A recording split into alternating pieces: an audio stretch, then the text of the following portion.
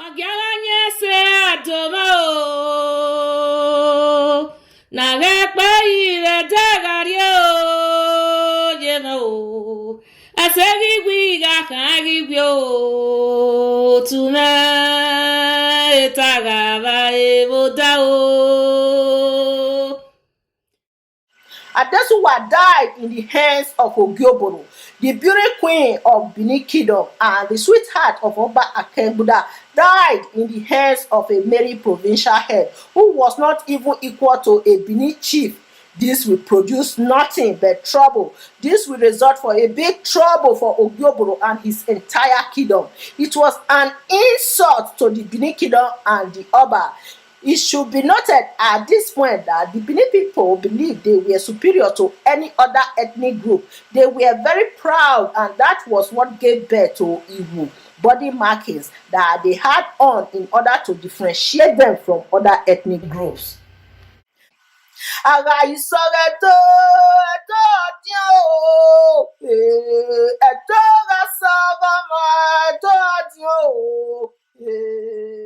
Adesuwa's servant got back to Benin and reported to her master what transpired at Oboro Palace. This brought sudden tears to the whole of Benin. The Ezomo ran to the Oba Palace and explained to Oba Akengbuda how Oboro used sham to cut his daughter into a sudden death. It is the debtor that now killed the creditor. A meeting of the elders was immediately called, and all the elders who heard of the story mourned. They wept for the beauty that was suddenly taken away from Benin.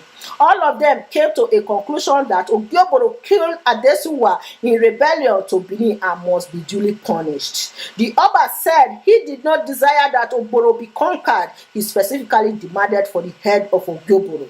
With this conclusion, the stage was already set for another war. This time around, it was not just a merry war, it was a war against the most powerful warrior at that age. Even the chiefs acknowledged that Oboro was not just an ordinary warrior to be captured easily. They knew they had to prepare both physically and spiritually in order to remove his head from his neck.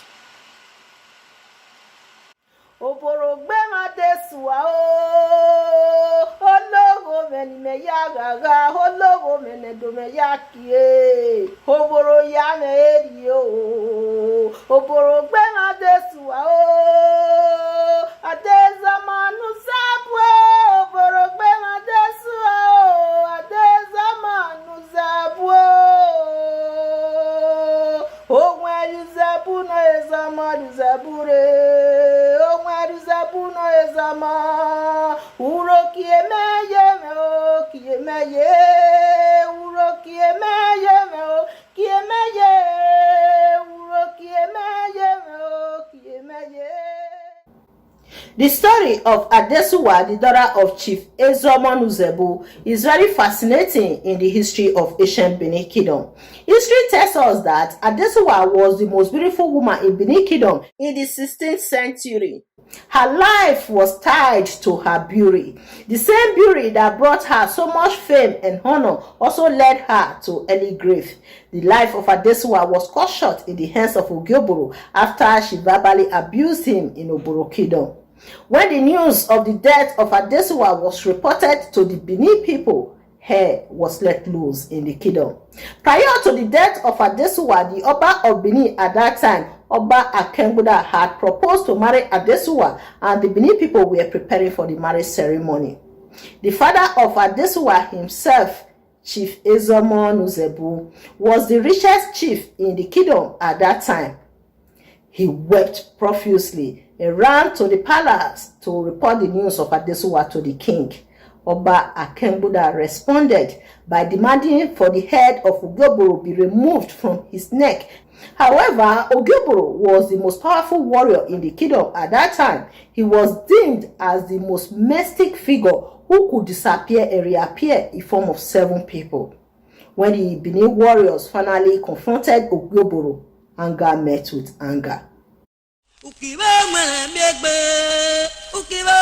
miegbe, sama.